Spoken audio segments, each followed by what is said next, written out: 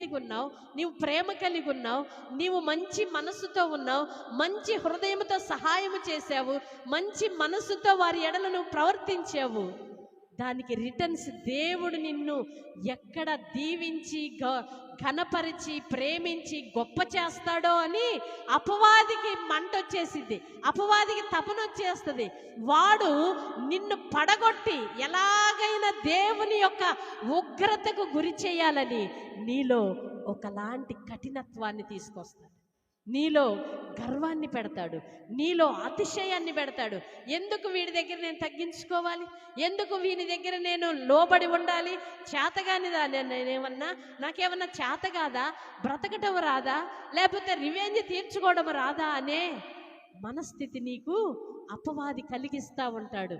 ఎందుకో చెప్పండి, నీవు చూపిన ప్రేమకు మరలా రిటర్న్ దేవుని యొద్ద నుండి ప్రేమ నీవెక్కడ పొందుకుంటావో అని, నీవు చూపిన సత్ప్రవర్తనకి దేవుని నుండి నీకు ఎక్కడ రివార్డ్ వస్తుందో అని, నీవు చేసిన మంచి కార్యాలకు దేవుని నుండి నీకు ప్రతిఫలము ఎక్కడ వస్తుందో అని అపవాది అనుచరులు నిన్ను రెచ్చగొట్టే ప్రయత్నం చేస్తారు.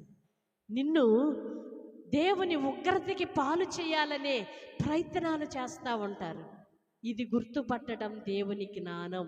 ఇది అందరికి చేత కాదండి, ఇది అందరి వల్ల కాదు. ఇట్లా నేను 10 సార్లు చెప్పినా అందరి వల్ల కాదు అది. ఎందుకో తెలుసా, అపవాది తంత్రము ఎరుగని వారికి